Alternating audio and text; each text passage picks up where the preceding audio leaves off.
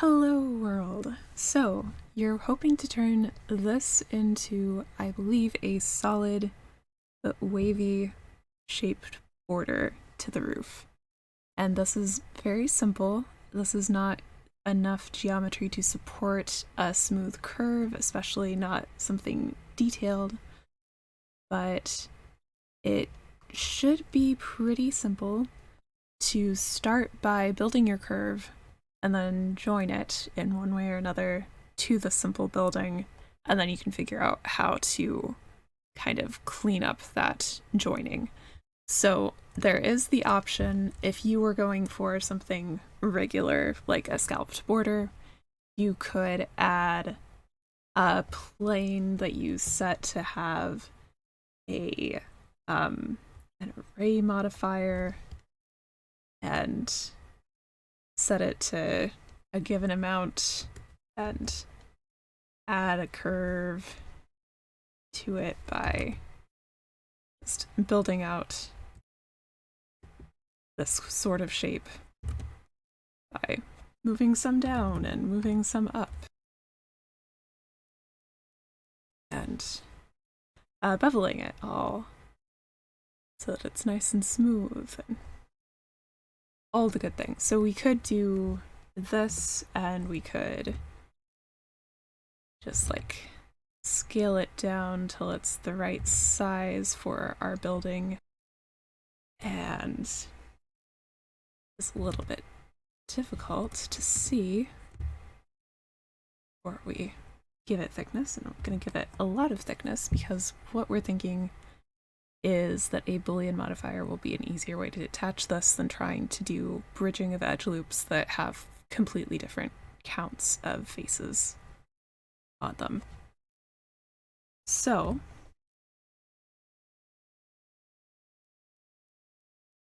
we're going to add another to this count and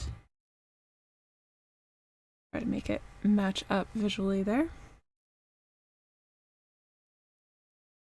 And I'm going to make another of these that's on the other side of my building, and also gonna see about adding more. I think we'll probably be better off just cutting out one side at a time.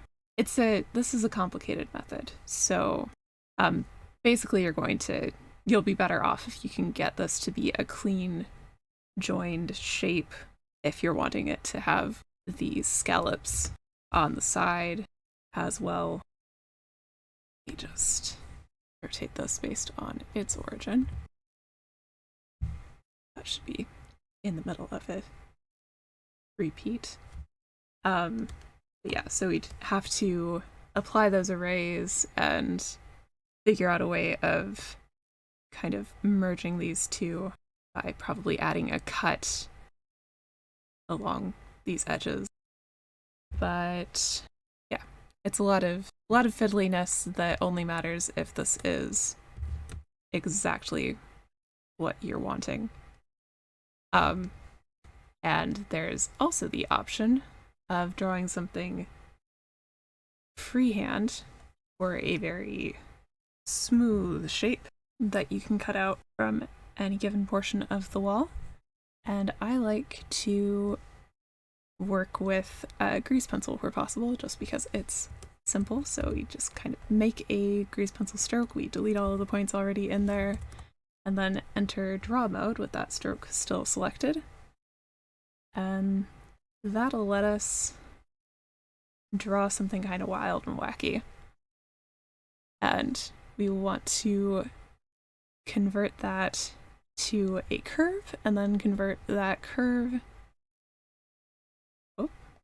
and then hide that stroke, the original one. Then lines are what we're working with, and those we can convert to a mesh, which we can then enter edit mode, and this is way too much detail here.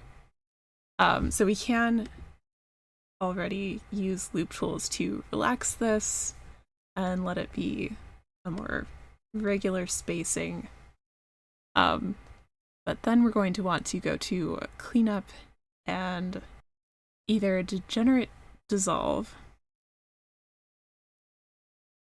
or I think it works better in this case to do merge by distance, and it'll be a pretty high distance compared to what you would normally want for a real mesh cleanup.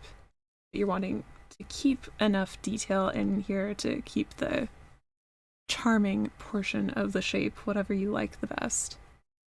And otherwise you can always select things in patterns once you have edges.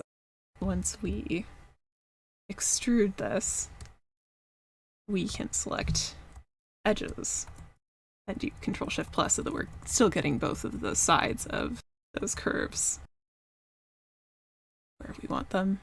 And then we can get rid of some of the useful detail where we can tell that we need the edge support to keep the curves that we want. And otherwise dissolve. And go ahead and select these again. To relax again, Loop Tools is super useful as a built-in add-on that comes with Blender for any kind of smooth surfaces that you like. And you can see that this especially is, we kind of don't want any stacked lines for this method if we are using a Boolean, because it might get a little bit confusing. So really this is more of a method for a soft wave-like shape.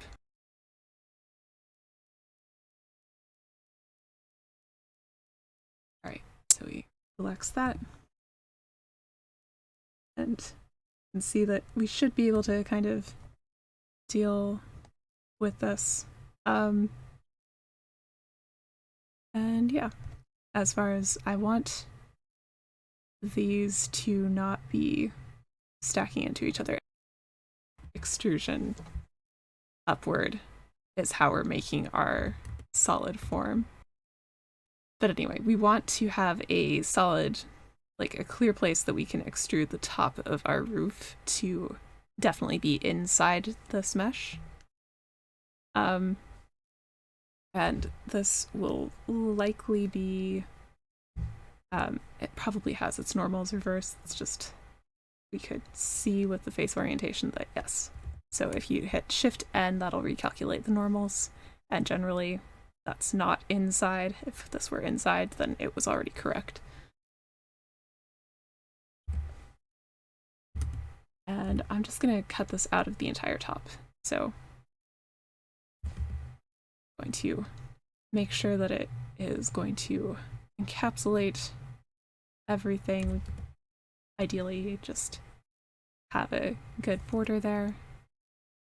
And so here I get to extrude this up until it is all within that shape. And then we get to add our Boolean. It's going to be a difference. And as we can see with this highlight of the selected edge, tracing that line, it has worked, versus if this were still the inside normals, it would just be confused. So we can apply that, and we can hide these, and go into edit mode here, and we have a lot of potential cleanup to do, but that may only be necessary if you're wanting this to be very easy to UV unwrap or potentially to subdivide. Then you'll want a lot of redirecting of edges. You can always turn on auto merge and slide things so you can, that's how we've merged these vertices into these. Just hitting G twice to slide. And that's often a really easy way to do that cleanup. Otherwise, we can continue dissolving edges where we don't think they're necessary. If there were any that sure were going to be very helpful and you change your mind about how their silhouette affects anything. And you can always, it's It's a little bit harder to keep it consistently helpful, but you can still always relax with the loop tools. Just have more things to select, and in some of the cases, it'll be a little bit more messy and difficult to select what you're wanting to.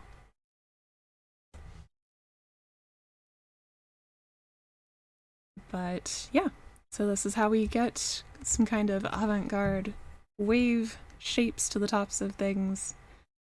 Oftentimes, if it's a question of how do I get a complex shape either connected to or literally cut out from a shape that I already have, it is easier to figure out exactly what you're dealing with if you can just make that second complex shape separately and use a Boolean. You can also do a union Boolean if you wanted to build something that like trailed off this direction and you didn't want to find some way to have that actually be a cutout of this mesh.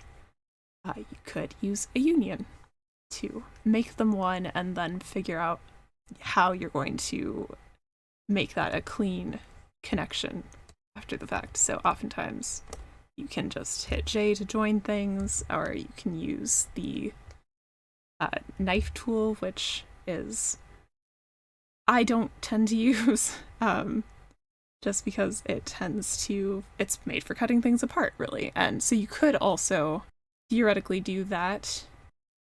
Your initial cuts could be made with a knife tool, but when it's going through multiple layers, as this roofline likely you'll want it to, it's just easier to not do that. So I wish you the best of luck with building whatever kind of curved or wavy pattern you want and getting to cutting. All right, bye.